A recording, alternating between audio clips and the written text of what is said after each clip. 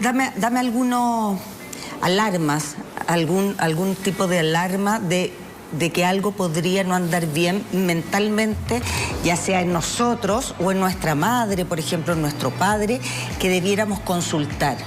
Errores significativos, por ejemplo, empezar a dejar la olla prendida, cuando éramos súper prolijos en eso. Si yo estoy haciendo 20 cosas a la vez, nos puede pasar. Claro. Pero si evidentemente teníamos una labor y empieza a eso confundirse, no es algo relevante. Si yo era una persona que era muy cumplidor en lo que son las actividades, por ejemplo, muchas personas están trabajando todavía, o por ejemplo para el cumplimiento de pago de cuentas, y de repente se me empiezan a olvidar ese tipo de cosas.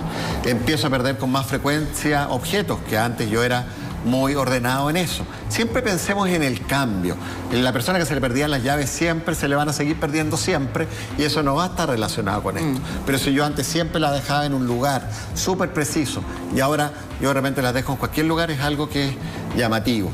Muchas veces empiezan las personas a notar, no la persona con la enfermedad o con quien estamos sospechando, sino es el entorno que empieza a ver los errores. Los compañeros de trabajo, que empiezan a ponerse más desprolijos, menos organizados. Eso es lo que tiene que empezar a llamarnos la atención. ¿Repetir la historia, hay cachado? También es algo frecuente, que empiezan a ponerse más repetitivos. Me contaron esto y me lo van a contar de nuevo. Entonces, piensen siempre en estos cambios. Antes no era así, empiezo a notar cosas inicialmente sutiles. Cuando nos llegan a consultar, habitualmente no es algo que empezó recién. Claro. Esto pasó hace un tiempo atrás, sí, y ahora uno arma como la película. Exacto. Y empieza a ver que esto estaba evidentemente con algunas señales antes. Ahí hay que estar atento. Gerardo, aparte del Alzheimer, hablaste tú que era más de la mitad, pero hay otro porcentaje de otro tipo de enfermedades.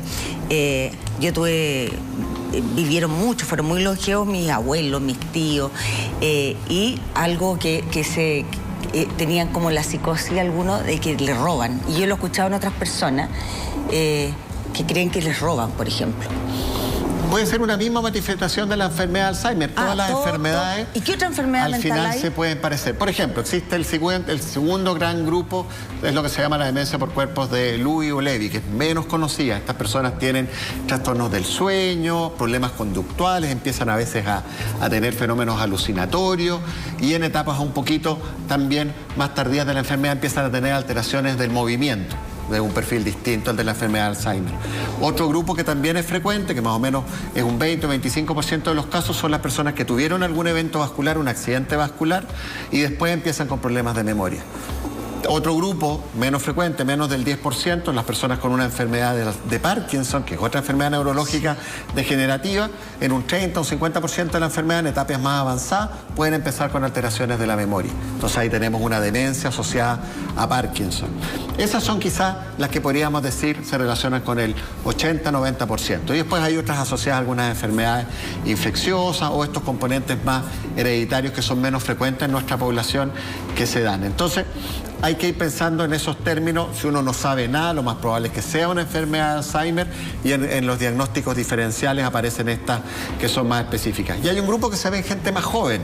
La enfermedad de Alzheimer empieza a crecer poquito a poco después de los 60 años, pero si de repente vemos una persona como los 50, los 60 años, con muchas alteraciones del comportamiento, existe una demencia que se llama demencia frontotemporal, en donde hay una degeneración en esa zona del cerebro y pueden tener alteraciones del lenguaje muy importante o del comportamiento antes de desarrollar los problemas de memoria, con comportamientos erráticos, extraños o con mucha dificultad en el lenguaje, que no es lo esperable en una persona con un nivel, por ejemplo, de preparación especial. Y ahí esas son formas más precoces que en general tienen peor manejo, o más difícil manejarlo porque se dan muy iniciales en la edad de la persona y tienen un pronóstico más malo también.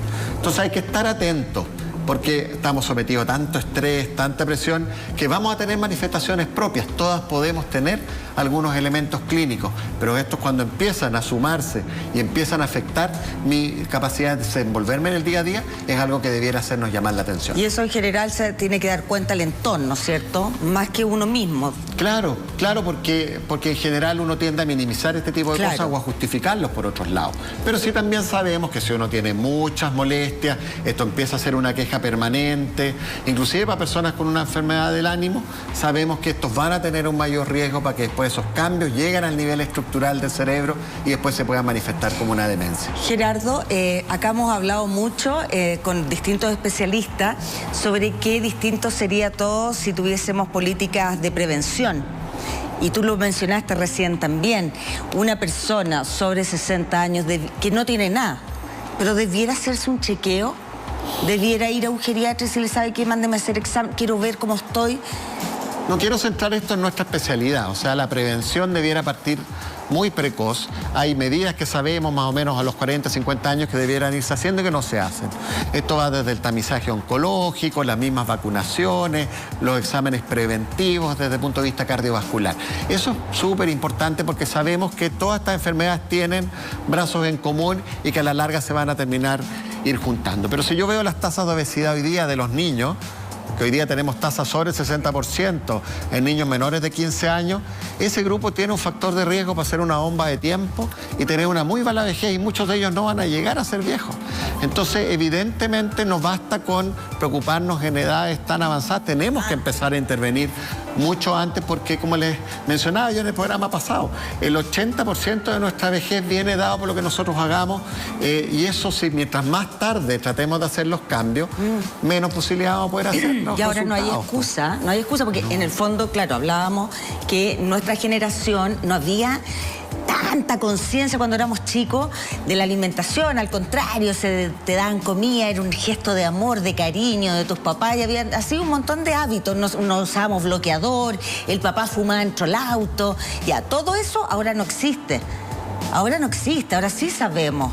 Entonces, no hay excusa para las nuevas generaciones para no cuidarse, para no tomar conciencia de la importancia de la salud. Así es, si no hay excusa.